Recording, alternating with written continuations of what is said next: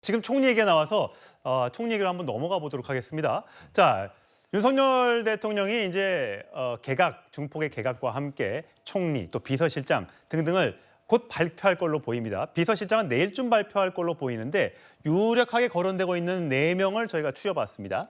일단 이상민 행정안전부 장관, 원희룡 전 국토교통부 장관, 김한길 국민통합위원회 위원장, 정진석 이번에 떨어졌는데 국민의힘 의원 이 4명 정도가 비서실장 후보군으로 거론되고 있는데 자, 장 변호사님 보시기에는 지금 일단 가장 유력한 후보로는 원희룡 전 국토교통부 장관이 거론이 되고 있습니다. 물론 청문회를 거치는 자리가 아닙니다. 어떻게 보세요?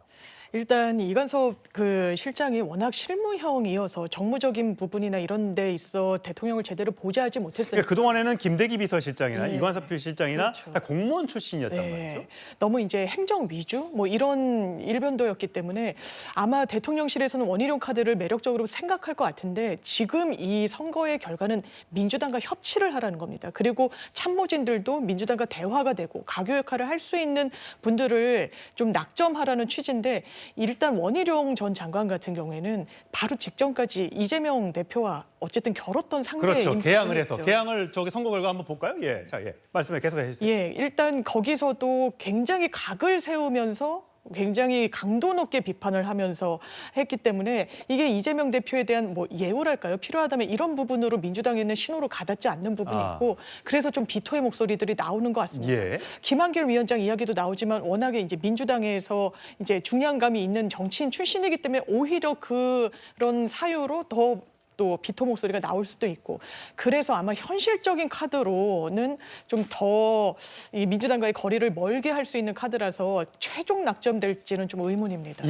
뭐 김한길 위원장에 대해서는 국민의힘 내부에서 또 보수적인 지지자들이 외부에서 온 사람을 또 써야 되느냐 등등의 여러 가지 얘기들이 있다고 합니다. 내일 용산 대통령실 발표가 있다고 하니까 좀 두고 보시고 지금 말씀하신 것처럼 민주당에서는 왜 하필 원희룡이냐라는 얘기가 오늘 나왔습니다. 목소리 들어보시죠.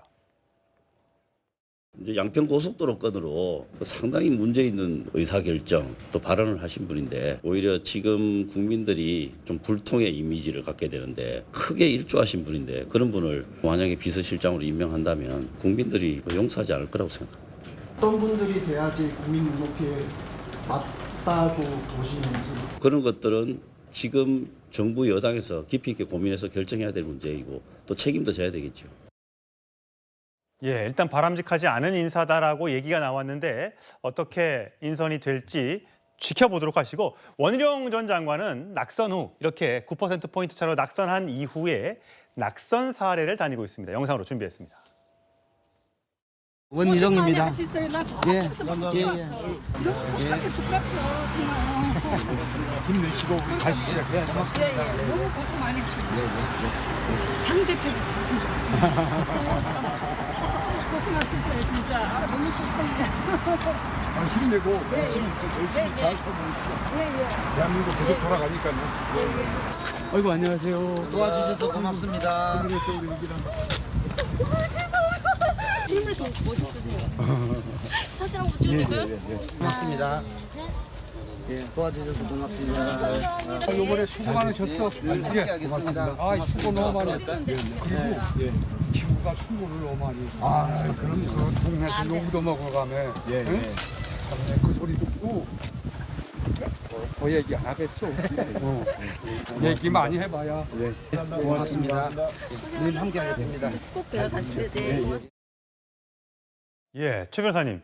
사실 이천수 씨 보면 민주당세가 강한 개항을 해서 같이 유세 다니면서 봉변도 좀 당하고 욕도 좀 먹고 그랬었는데도 불구하고 이렇게 끝난 다음에 낙선 인사까지 같이 하는 경우는 지지자로서 이런 모습은 좀 드문 것이 아닌가 싶은데 어떻게 보였어요? 그렇습니다. 사실 그 보수 커뮤니티 쪽에서 이천수를 다시 봤다. 이런 얘기가 굉장히 많단 말이에요. 사실은 지난 총선 같은 경우에는 이천수 씨가 또 어떻게 보면 민주당을 지지하고 그렇게 했었었는데 홍영길 후보 지지를 했었죠. 그랬었죠. 그렇게 했었었는데 이번 같은 경우에는 지역, 자기 고향인 개항에 진짜 도움이 될 사람이 누군가 했을 때에 그 사람이 원희룡이다. 이런 얘기를 하면서 정말 처음부터 끝까지 다녔고 실제 닮은 그 얼굴도 굉장히 닮아가지고 누가 누군지 모를 정도로 이른바 브로맨스 이런 부분이 있었던 것 같은데 결국 본인 어떤 민주당의 아성에서 이와 같은 그 이천수 후원 회장의 도움이 없었다면 과연 45%라고 하는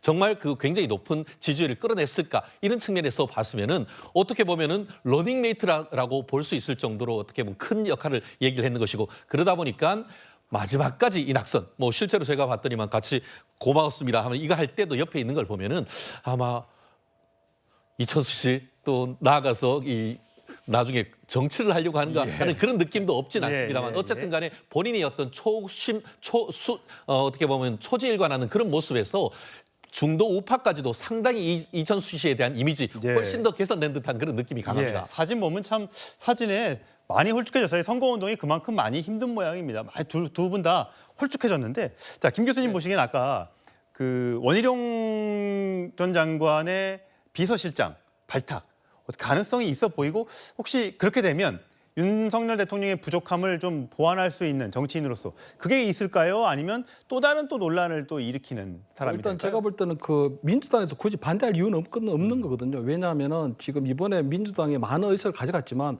그 의석을 많이 준 걸 가지고 대통령을 굴복시키라거나 아니면 대통령에 대해서 개인적 하풀이를 하라는 건 아니거든요. 예를 들어 야당의 협조를 얻고 아니면 야당의 동의를 얻어야 되는 국무총리라든가 장관 같은 경우에는 민주당에서 어떤 의견을 표명할 수 있지만 대통령이 비서실장을 쓰는 어떻게 보면 개인 비서에 당하는 건데 거기에 대해서도 된다 안 된다 한 이런 것들은 너무 과하다는 생각이 들고요. 원희룡 전 장관 같은 경우는 사실은 뭐 이 5번 선거를 나가서 국회의원도 3번 하셨고 제주도시다 했기 때문에 충분하게 어느 정도 국회에 대한 경험도 있고 또 장관으로서 행정 경험도 있고 또 나름대로 굉장히 정무적 판단도 굉장히 좋으시거든요. 그렇기 때문에 아마 비서실장을 갖다 놓든 아니면 어떤 자리를 맡기더라도 최고의 성과를 낼 수 있는 진짜 어떻게 보면 두루두루 설 수 있는 진짜 맞는 카드거든요. 그렇기 때문에 아마 저는 뭐 대통령 입장에서 볼 때는 어떤 그 원희룡 전 장관이 가지고 있는 어떤 뚝심도 있고 어떤 정부적 감각도 좋고 그렇기 때문에 사실상 비서실장으로 볼 때는 저는 굉장히 좋은 카드고 저는 저 얘기를 들었을 때 조금 상당한 안정감이 좀 들었거든요. 그래서 저는 원희룡 전 장관의 어떤 비서실장 카드는 굉장히 좋은 카드다 이렇게. 자, 비서실장으로 만약에 원희룡 장관이 된다면 원희룡 또 오세훈 서울시장, 안철수 나경원 의원 등등과 함께 몇 년 뒤에 있을 대선에서 여권의 또 잠룡이 또 하나 등장하는 것이 아닌가라는 생각이 좀 듭니다. 자, 경쟁이 또 치열해지겠습니다.